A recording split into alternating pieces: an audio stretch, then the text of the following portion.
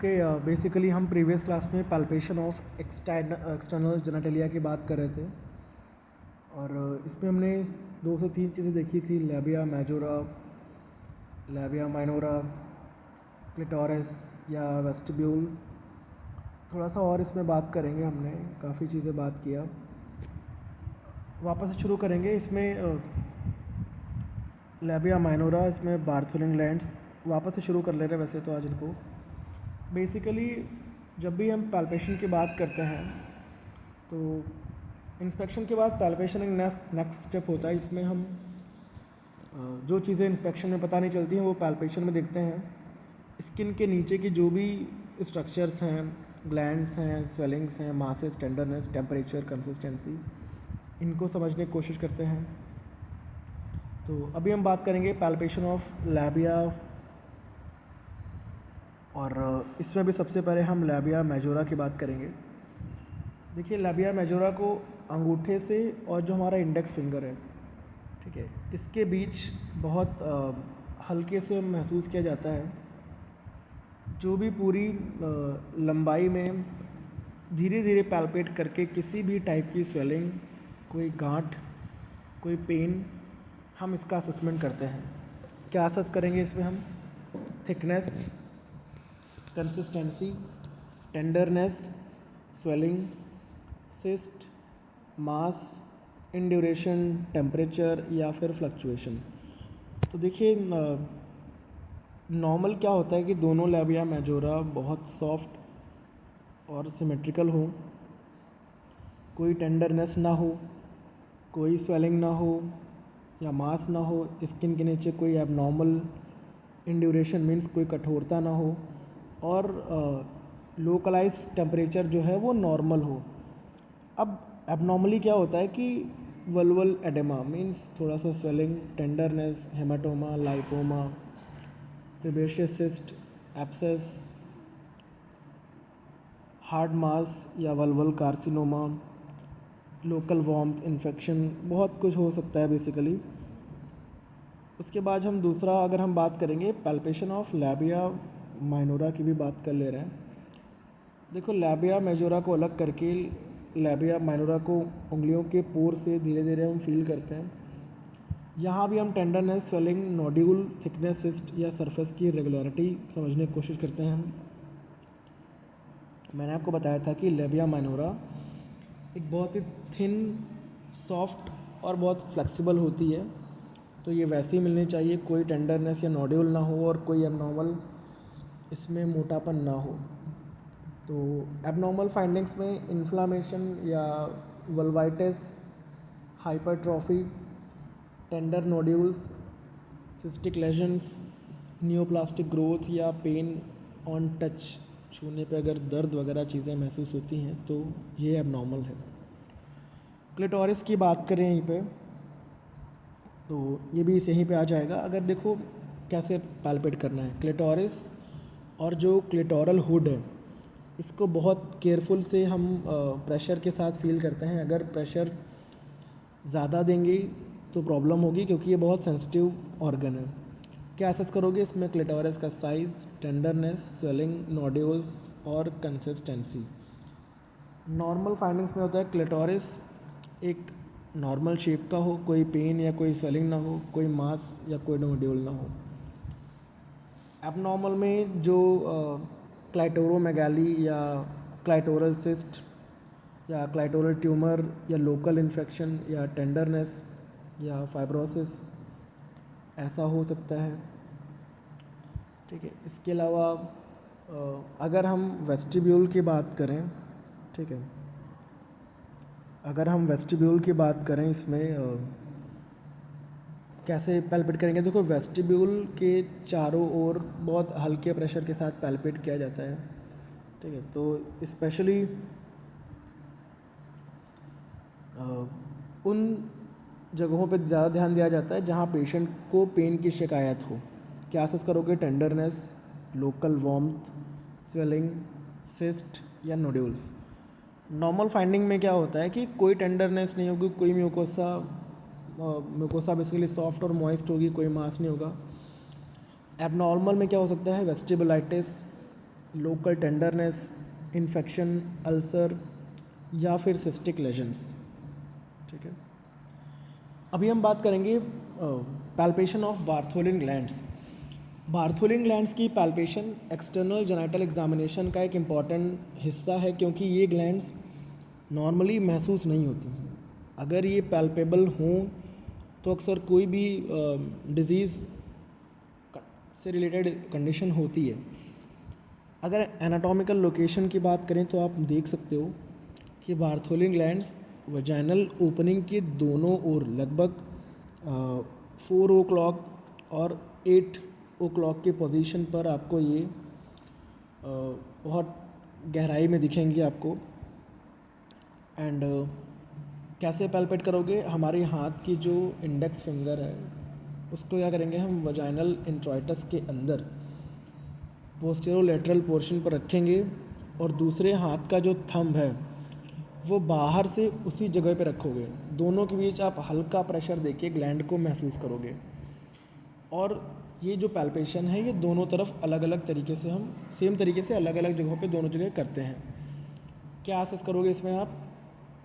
Size, tenderness, swelling, fluctuation, consistency या discharge. अगर opening से निकल रहा हो तो डिस्चार्ज हो सकता है।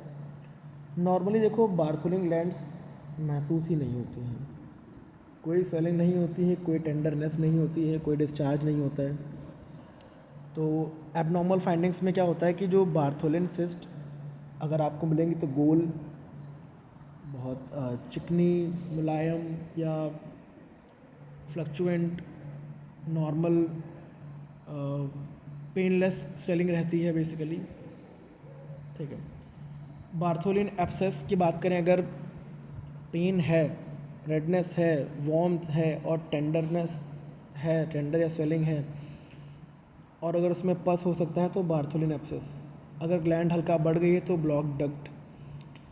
स्पेशली 40 साल से ज़्यादा की जो महिलाएं होती हैं उसमें थोड़ा सा हार्ड, इरेगुलर या फिक्स्ड मास मिलने पर मैलिग्नेंसी की जो संभावना है इस पे विचार किया जाता है। इसको हम बार्थोलिन ग्लैंड ट्यूमर सजेस्ट कर सकते हैं।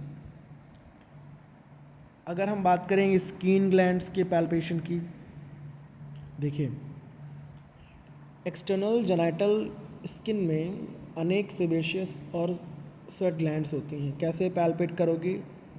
स्किन को उंगलियों से हल्के प्रेशर के साथ महसूस किया जाता है। क्या असेस करोगे? Small nodules, cyst, tenderness, infection, sebaceous swelling, ये सारी चीज़ें। नॉर्मल क्या होता है कि स्किन स्मूथ हो, कोई नोड्यूल्स ना हो, कोई सिस्ट ना हो, कोई पेन ना हो, हम ऐसा मान के चलते हैं।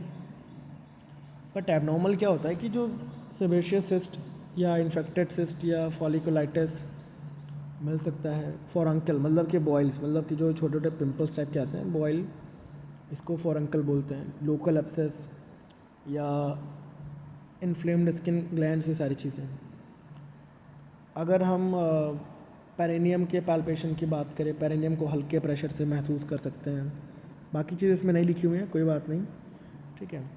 Tenderness, scar tissue, induration, haematoma, defects. Normal finding क्या होंगी कि पेरिनियम बहुत मुलायम और इंटैक्ट होगा, कोई पेन नहीं, कोई स्वेलिंग नहीं, ठीक है। आप ये चीज़ें खैर यहाँ से देख लीजिए आप, ठीक है। एबनॉर्मल में पेरिनियल टियर या एपिजियोटॉमी स्कार हो सकता है टेंडरनेस के साथ में, haematoma, infection, fistula tract, fibrosis, ये सारी चीज़ें। तो ओवरऑल एक्सटर्नल जेनिटल एग्जामिनेशन के टाइम पे कुछ नॉर्मल डिजीज कंडीशंस की पहचान की जा सकती है इन्फेक्शन में, जैसे कि वल्वाइटिस, सेलुलाइटिस, कैंडिडियासिस, हर्पीस जेनिटलिस या फॉलिकुलाइटिस। ये देखिए, ठीक है। सिस्ट की बात करें तो बार्थोलिन सिस्ट, सेबेशियस सिस्ट और इंक्लूजन सिस्ट हो सकता है। एब्सेस की बात करें तो बार्थोलिन एब्सेस और स्किन एब्सेस हो सकता है। और इन्फ्लामेटरी डिसऑर्डर्स में कॉन्टैक्ट डर्माटाइटिस या लाइकेन स्क्लेरोसिस, लाइकेन प्लैनस, वल्वोडर्मेटाइटिस, ये चीज़ें। सेक्सुअली ट्रांसमिटेड इन्फेक्शंस में जेनाइटल वार्ट्स, हर्पीस सिम्प्लेक्स इन्फेक्शन या सिफिलिटिक कैंक्रे या फिर कैंक्रोइड वगैरह कुछ भी हो सकता है। ट्रामा भी हो सकता है, vulval haematoma, perineal tumour, sexual assault की इंजरी या लेसरेशन, बहुत सारी चीज़ें हो सकती हैं। ठीक है। और बेनाइन ट्यूमर्स में लाइपोमा, फाइब्रोमा या एंजियोमा, ये सारी चीज़ें भी हो सकती हैं। या फिर कुछ मैलिग्नेंट लेजन्स के तौर पे भी है, melanoma of the vulva, Bartholin gland carcinoma, बहुत रेयर है बेसिकली ये, वल्वर स्क्वैमस सेल कार्सिनोमा या अलग अलग चीज़ें, ये आपको ओवरऑल यहाँ पे मिल जाएगा। ठीक है। तो अगर हम क्लिनिकल इम्पोर्टेंस की बात करें तो जेनाइटल एग्ज़ामिनेशन जो है गायनोकोलॉजिकल एवेल्यूएशन का एक इम्पॉर्टेंट प्राइमरी फेज़ है। अगर हम एक्सटर्नल की बात करते हैं, इसके मीडियम से आप किसी भी फीमेल के एक्सटर्नल जेनाइटल्स की जो नॉर्मल स्ट्रक्चर है, उसकी डेवलपमेंट है, उसकी हाइजीन है, हार्मोनल इम्पैक्ट्स हैं, इनको आप डायग्नोस कर सकते हो। और बेसिकली ये एग्ज़ामिनेशन हमें infection, inflammation, sexually transmitted infection, Bartholin gland disorder या स्किन रिलेटेड जो डिजीज़ हैं और जो जन्मजात असामान्यताएं हैं, trauma, benign tumours, vulvar malignancies, इनकी जो एक प्राइमरी पहचान है, इसकी इम्पॉर्टेंट भूमिका निभाता है। साथ ही अगर आगे किए जाने वाले, अभी हम बात करेंगे स्पेकुलम एग्जामिनेशन, बाईमैनुअल पेल्विक एग्जामिनेशन और जो भी इंपॉर्टेंट लेबोरेटरी इन्वेस्टिगेशंस हैं, इनकी एक डायरेक्शन को ये कन्फाइन करता है। तो टाइम पर की गई एक केयरफुल एग्जामिनेशन से पेशेंट को बहुत जल्दी हम उन चीज़ों से छुटकारा दिलवा सकते हैं, सफिशेंट एक बेटर ट्रीटमेंट की हम प्रोग्नोसिस रेडी कर सकते हैं और जो भी कॉम्प्लिकेशंस हैं उनको भी हम कंट्रोल करना हमारे हक में आ जाता है या थोड़ा पॉसिबिलिटीज़ आ जाती हैं। अभी जो हम नेक्स्ट बात करेंगे वो आएगा स्पेकुलम एग्जामिनेशन इन गायनोकोलॉजिकल। तो बेसिकली ये जो स्पेकुलम एग्जामिनेशन है, ये गायनोकोलॉजिकल एग्जामिनेशन का एक इम्पॉर्टेंट हिस्सा है। इसमें history taking, general physical examination और एक्सटर्नल जेनाइटल एग्जामिनेशन के बाद ये अगला फेज़ होता है।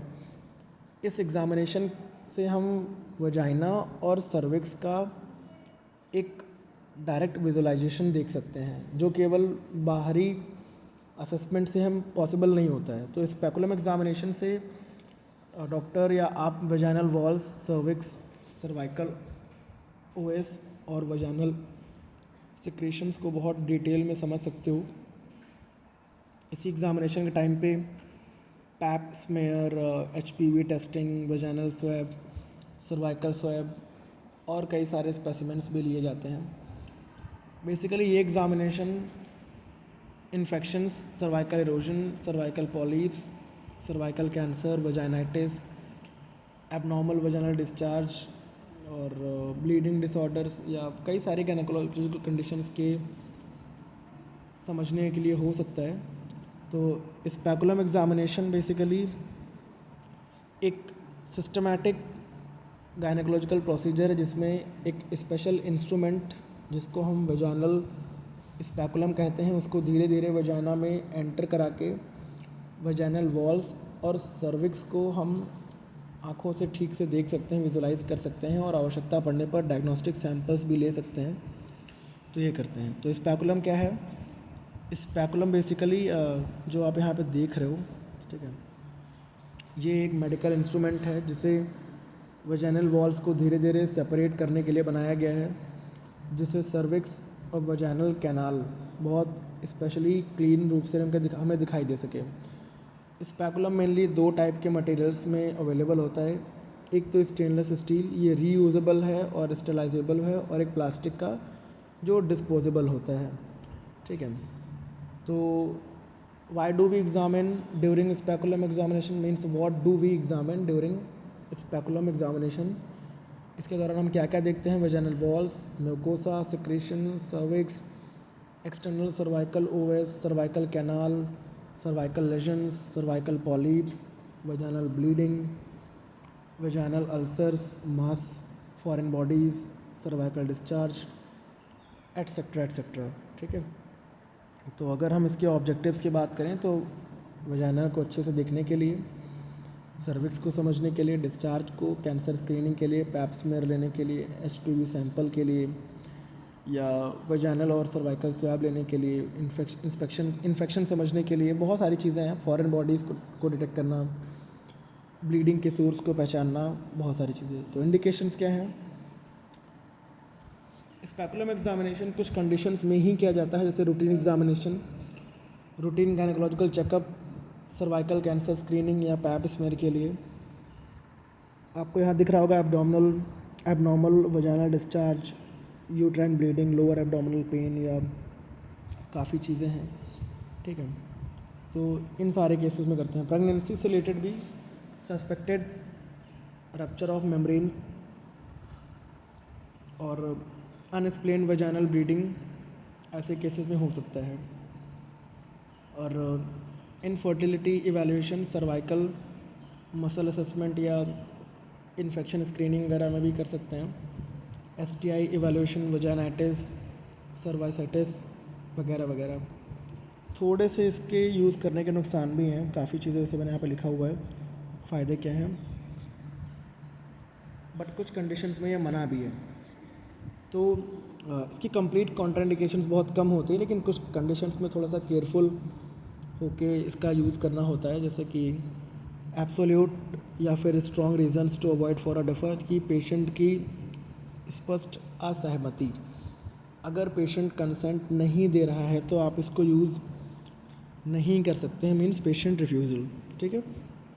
उसके अलावा रिलेटिव कॉन्ट्राइंडिकेशंस होते हैं जो क्लिनिकल जजमेंट रिक्वायर्ड होते हैं। सीवियर वल्वल पेन है, एक्यूट वजाइनाइटिस है पेल्विक पेन के केसेस में, या वजाइनल सर्जरी अगर हुई है और ठीक से हील नहीं हुआ है तो, या कोई मेजर वजाइनल ट्रामा है, या एक्टिव हैवी वजाइनल ब्लीडिंग है। तो कंडीशन के अकॉर्डिंग एग्जामिनेशन की ज़रूरत पड़ती है और फ़ायदा नुकसान का जो भी असेसमेंट है ये किया जाता है। तो अभी हम बात करेंगे प्रिपरेशन के बारे में। पेशेंट प्रिपरेशन बहुत ज़रूरी है। पहले तो आप पेशेंट को पूरी प्रोसेस समझाइए, रिटन या वर्बल कंसेंट लीजिए, कर्टेन या प्राइवेट रूम का यूज़ कीजिए प्राइवेसी को बनाते हुए। फीमेल कैपरॉन होना बहुत ज़रूरी है अगर एग्जामिनेशन पुरुष है तो। Ask patient to empty bladder, full bladder से थोड़ी सी प्रॉब्लम्स हो सकती हैं तो ब्लैडर खाली हो। और प्रॉपर जो पोजीशनिंग है अगर हम बात करें तो ये लिथोटॉमी पोजीशन में होना चाहिए, एडिक्वेट लाइट सोर्स होना चाहिए, स्पेकुलम हमारा स्टेराइल होना चाहिए, हैंड वॉश और स्टेराइल ग्लव्स लेना चाहिए, ठीक है। बहुत सारे इक्विपमेंट्स यहाँ पे हैं, sterile vaginal speculum, gloves, light source, lubricant, cotton swab, gauze piece, normal saline, pap smear kit, HPV collection kit, vaginal swab, cervical swab, specimen containers या वेस्ट डिस्पोजल कंटेनर वगैरह वगैरह सारी चीज़ें। तो अभी क्या टाइप्स ऑफ वजाइनल स्पेकुलम की बात करें, सबसे पहले आप देखोगे इसमें कस्को स्पेकुलम, ठीक है, यहाँ पे आपको दिख रहा है आपकी स्क्रीन पे। बेसिकली सबसे ज़्यादा यूज़ किया जाने वाला एक सेल्फ रिटेनिंग बाईवॉल्व स्पेकुलम है ये, ठीक है। तो रूटीन गायनेकोलॉजिकल एग्जामिनेशन में, पैप स्मेयर में, या सर्वाइकल इंस्पेक्शन में, या ओपीडी एग्जामिनेशन में इसी को यूज़ करते हैं। फ़ायदा क्या है कि सेल्फ रिटेनिंग है, एक व्यक्ति द्वारा आसानी से उपयोग किया जा सकता है, सर्विक्स क्लियरली दिखाई देती है, ओपीडी में हेल्पफुल है। डिसएडवांटेज क्या है कि वजाइनल वॉल प्रोलैप्स में विजुअलाइजेशन कम हो सकती है, कुछ महिलाओं में असुविधा हो सकती है, ठीक है। तो ये बता दिया। दूसरा है जो आप देख रहे हो सिम्स स्पेकुलम, इसको सिंगल ब्लेड या नॉन सेल्फ रिटेनिंग स्पेकुलम बोलते हैं। यूज़ क्या है कि इसका पोस्टीरियर वजाइनल वॉल एग्जामिनेशन में, वजाइनल सर्जरी या प्रोलैप्स एग्जामिनेशन के टाइम पे, ठीक है। फ़ायदे क्या हैं? पोस्टीरियर वजाइनल वॉल का क्लियर विजुअलाइजेशन प्रोलैप्स केसेस में बहुत फ़ायदा करेगा, यूज़फुल है, सर्जिकल प्रोसीजर्स में हेल्पफुल है। तो इसके डिसएडवांटेज क्या है कि असिस्टेंट की ज़रूरत होती है, सेल्फ रिटेनिंग नहीं है, रूटीन ओपीडी में थोड़ा सा कम फ़ायदेमंद है। अगला है जो पैडरसन बेसिकली या फिर स्पेकुलम, ऑवर्ड एंडरसन स्पेकुलम, कई जगहों पे इसको एंडरसन अलग अलग नाम से, ठीक है। बेसिकली ये ऑपरेटिव गायनाकोलॉजी में इसको यूज़ करते हैं। जो आप देख पा रहे हो ऊपर जो बना हुआ है, ये थोड़ा वेटेड पोस्टीरियर वजाइनल स्पैकुलम में थोड़ा भारी भरकम होता है। तो वजाइनल सर्जरी में या फिर कह सकते हैं ऑपरेटिव प्रोसीजर्स या डीप वजाइनल एक्सपोजर्स वगैरह के लिए इसको यूज़ करते हैं। ठीक है। Hand free exposure, excellent surgical field और पोस्टीरियर वॉल अच्छी तरह से रिट्रैक्ट होती है। डिसएडवांटेज क्या है कि रूटीन एग्जामिनेशन के लिए यूज़फुल नहीं है, ऑपरेशन थिएटर में ज़्यादातर इसको यूज़ करते हैं। ठीक है। और अगला है ग्रीव्स स्पैकुलम। कस्को के कंपैरिजन में ये थोड़ा चौड़ा और थोड़ा और गहरा बाइवॉल्व स्पैकुलम है जो आप देख रहे हो। तो ये मल्टीपेरस वुमेन्स में यूज़ कर सकते हैं, लार्ज वजाइनल कैनाल के लिए यूज़ कर सकते हैं। एडवांटेज क्या है, थोड़ा वाइडर विजुअलाइजेशन मिलेगा। जो लार्ज सर्विक्स है ये आसानी से दिख सकती है। डिसएडवांटेज क्या है कि नली पेरस फीमेल्स में थोड़ा प्रॉब्लम हो सकती है, छोटे वजाइनल कैनाल में यूज़फुल नहीं है। ठीक है। अभी हम बात करेंगे पेशेंट पोजीशन। अभी मैंने आपको बताया लिथोटॉमी पोजीशन में ही करेंगे। पेशेंट पीठ के बल लेटती है, दोनों घुटने मुड़े होते हैं, दोनों पैर अलग अलग रखे जाते हैं। हिप्स एग्जामिनेशन टेबल के किनारे के पास होते हैं। पेशेंट को रिलैक्स रहने के लिए कहा जाता है और प्राइवेसी बनाए रखी जाती है बेसिकली। अभी अगर हम बात करें प्रोसीजर ऑफ स्पैकुलम एग्जामिनेशन की, सबसे पहले इंस्पेक्शन ऑफ एक्सटर्नल जेनेटेलिया। स्पैकुलम डालने से पहले एक्सटर्नल जेनेटेलिया को आप वापस से शॉर्ट असेसमेंट करते हैं, देखते हैं swelling, ulcer, lesions, vaginal discharge या ब्लीडिंग। ठीक है, ये सारी चीज़ें यहाँ पे ना हो। उसके बाद वार्मिंग एंड लुब्रिकेशन ऑफ स्पैकुलम। देखो मेटल स्पैकुलम को हल्का वार्म किया जाए ताकि पेशेंट को बहुत असुविधा ना हो। आवश्यकता होने पर थोड़ी मात्रा में वाटर बेस्ड लुब्रिकेंट लगाया जाता है ताकि जबकि तब साइटोलॉजी सैंपल जब हमारा ख़राब ना हो तब। उसके बाद लैबिया को सेपरेट करते हैं। नॉन डोमिनेंट हैंड से लैबिया मेजोरा और लैबिया माइनर का धीरे धीरे अलग किया जाता है ताकि स्पैकुलम का जो प्रवेश है ये बहुत सेफ़ और कंफर्टेबल हो। फिर अगला है इंजर्शन ऑफ स्पैकुलम। स्पैकुलम को हम क्लोज ब्लेड्स में, मतलब बंद अवस्था में धीरे धीरे वजाइनल इंट्रोइटस से लगभग 45 के एंगल पे, ठीक है, पोस्टीरियर डायरेक्शन में इंसर्ट करते हैं। ठीक है। जब ये सफिशिएंटली अंदर पहुंच जाए तब इसे धीरे धीरे हॉरिजॉन्टल पोजीशन में लेके आते हैं। ठीक है। अगला है हमारा ओपनिंग ऑफ स्पैकुलम। ठीक है। देखिए, जब सर्विक्स के सामने सफिशिएंट हमें एक स्थिति मिल जाए तो स्पैकुलम की ब्लेड्स को धीरे धीरे खोला जाता है और ज़रूरत के अकॉर्डिंग उसको लॉक कर देते हैं हम। अब क्या है, इंस्पेक्शन करते हैं यहाँ पे हम। अब वजाइनल वॉल्स और वजाइनल म्यूकोसा का इंस्पेक्शन करते हैं। क्या क्या इंस्पेक्ट करोगे, colour, moisture, rugosity, ulcers, growths, polyps, bleeding, discharge, foreign body, cyst, vaginal atrophy, prolapse या फिर इन्फ्लामेशन वगैरह। देखो नॉर्मल क्या होता है कि वजाइनल म्यूकोसा पिंक, मॉइस्ट और हेल्दी दिखाई देती है। रोग नॉर्मल तरीके से अवेलेबल या उपस्थित रहती है, स्पेशली जो एक प्रेगनेंसी वाली एज होती है उस दौरान पे।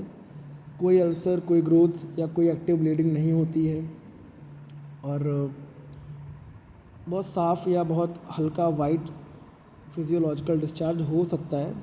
ठीक है। तो एबनॉर्मल फाइंडिंग्स की अगर हम बात करेंगे यहाँ पे, तो पहली चीज़ तो वजाइनाइटिस, अल्सर, फंगल इन्फेक्शन या फिर vaginal tumours, atrophic vaginitis, foreign bodies, excessive discharge, trauma, polyps, vaginal mass, prolapse, candidiasis, trichomoniasis या वजाइनाइटिस, इनके साइंस मिल सकते हैं। नेक्स्ट हम बात करेंगे इंस्पेक्शन ऑफ द सर्विक्स की। क्या क्या इंस्पेक्ट करेंगे यहाँ पे, देखिए। सर्विक्स की पोजीशन, साइज़, शेप, कलर और external os, cervical erosion, ectropion, polyps, ulcers, growth, bleeding, cervical discharge, nabothian cyst, ये सारी चीज़ें। नॉर्मल क्या होता है कि सर्विक्स बहुत स्मूथ, पिंक और रेगुलर शेप की हो।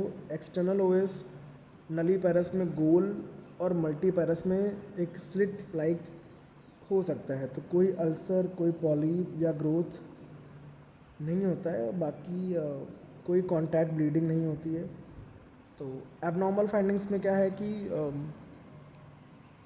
इसमें सर्वाइकल एरोजन, जिसको हम एक्ट्रोपियन बोलते हैं, सर्वाइसाइटिस इन्फेक्शन हो सकता है, cervical polyp, nabothian cyst, cervical ulcer, cervical growth, contact bleeding, cervical cancer और एब्डोमिनल डिस्चार्ज।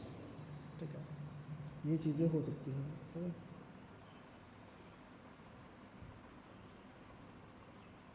अभी हम नेक्स्ट बात करेंगे assessment of vaginal discharge.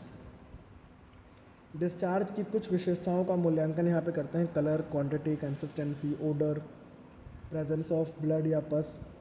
Common type के जो वजाइनल डिस्चार्ज होते हैं कौन से, फिजियोलॉजिकल डिस्चार्ज। बेसिकली ये इसका जो है कलर, ये डिस्क्लियर या मिल्की वाइट होता है, ओडरलेस और बहुत सामान्य क्वांटिटी होती है इसकी। कैंडिडल डिस्चार्ज की बात करें, बहुत थिक वाइट कर्डी और वल्वल इचिंग के साथ में। बैक्टीरियल वजानोसिस में thin greyish white fishy odour. ठीक है, तो ये अलग अलग यहाँ पे हैं। ट्राइकोमोनियासिस में फ्रॉदी येलो ग्रीन फूल स्मेल स्ट्रॉबेरी सर्विक्स के साथ हो सकता है। ऐसे ही म्यूकोप्यूरुलेंट डिस्चार्ज या ब्लडी डिस्चार्ज या बहुत कुछ हो सकता है। ब्लडी डिस्चार्ज इसलिए ट्रामा या फिर सर्वाइकल लेजन या सर्वाइकल कैंसर और एंडोमेट्रियल पैथोलॉजी का रीज़न हो सकता है। इसके अलावा कलेक्शन ऑफ स्पेसिमेंट्स, अगर ज़रूरत पड़े तो हम इसी टाइम पे अलग अलग सैंपल्स भी ले सकते हैं। सबसे पहले पैप स्मेयर, इसके बारे में सबसे लास्ट में बात करेंगे। देखो, पैप स्मेयर का मतलब होता है कि सर्वाइकल कैंसर की स्क्रीनिंग के लिए और ट्रांसफॉर्मेशन जोन से सैंपल लेते हैं यहाँ पे। ठीक है, और इसके अलावा HPV sample, high risk HPV direct detection के लिए सर्वाइकल सैंपल। इसके अलावा vaginal swab, vaginitis, fungal infection, bacterial infection और एसटीआई इवैल्यूएशन के लिए and cervical swab, cervicitis, gonorrhoea, chlamydia और अदर सर्वाइकल इन्फेक्शंस को समझने के लिए। ठीक है, तो एंड द लास्ट, अब स्पेकुलम को रिमूव कैसे करोगे। स्पेकुलम को हटाने से पहले ब्लेड्स को धीरे धीरे हम क्लोज करेंगे। सर्वाइकल और वजाइनल वॉल्स को लास्ट टाइम देखा जाता है। फिर स्पेकुलम को बहुत सावधानीपूर्वक उसी डायरेक्शन में निकाल लेते हैं जैसे उसमें हमने डाला था। हटाते टाइम पेशेंट को बहुत कंफर्टेबल कंडीशन में रखा जाता है और किसी भी एबनॉर्मलिटी या पेन पर उसकी फोकस किया जाता है, ध्यान देते हैं। ठीक है, तो ओवरऑल यहाँ पे नॉर्मल फाइंडिंग क्या है। एक्सटर्नल जेनिटलिया नॉर्मल थी, वजाइनल म्यूकोसा पिंक थी, मॉइस्ट थी, हेल्दी थी और सामान्य रोग, फिजियोलॉजिकल डिस्चार्ज, सर्विक्स स्मूथ और पिंक, एक्सटर्नल ओएस नॉर्मल, कोई अल्सर, कोई पॉलीप, कोई ग्रोथ या एक्टिव ब्लीडिंग नहीं, कोई स्मेल नहीं, डिस्चार्ज नहीं, कोई फॉरेन बॉडी नहीं। ठीक है, तो एबनॉर्मल फाइंडिंग्स क्या हो सकती हैं कि वजाइनाइटिस, सर्वाइसाइटिस, इसके अलावा सर्वाइकल एक्ट्रोपियन या cervical polyp, cervical ulcer, cervical growth, contact bleeding, nabothian cyst, cervical cancer के sign, vaginal ulcers, vaginal prolapse, atrophic vaginitis, purulent या foul smell, STI related lesions और फॉरेन बॉडीज़ वगैरह, ये सारी चीज़ें हो सकती हैं। ठीक है, कॉम्प्लिकेशंस हो सकते हैं कि हल्का दर्द हो सकता है, सर्वाइकल म्यूकोसा में हल्की चोट आ सकती है, स्पॉटिंग या ब्लीडिंग हो सकती है हल्की, सर्विक्स से पहले अगर इन्फ्लेम्ड हो तो एनजाइटी या वैजोवेगल रिएक्शन या इन्फेक्शन का बहुत कम रिस्क होता है। अगर हमने स्टेराइड टेक्निक फॉलो नहीं किया तभी होगा। कुछ मामलों में एक्यूट पेल्विक इन्फेक्शन या सीवियर वजाइनल स्टेनोसिस प्रेजेंट हो सकती है। तो दैट्स इट, यहीं तक रखते हैं इस क्लास में। बाकी कल हम बात करेंगे by manual pelvic examination in gynaecological examination. तब तक के लिए थैंक यू एंड वेलकम।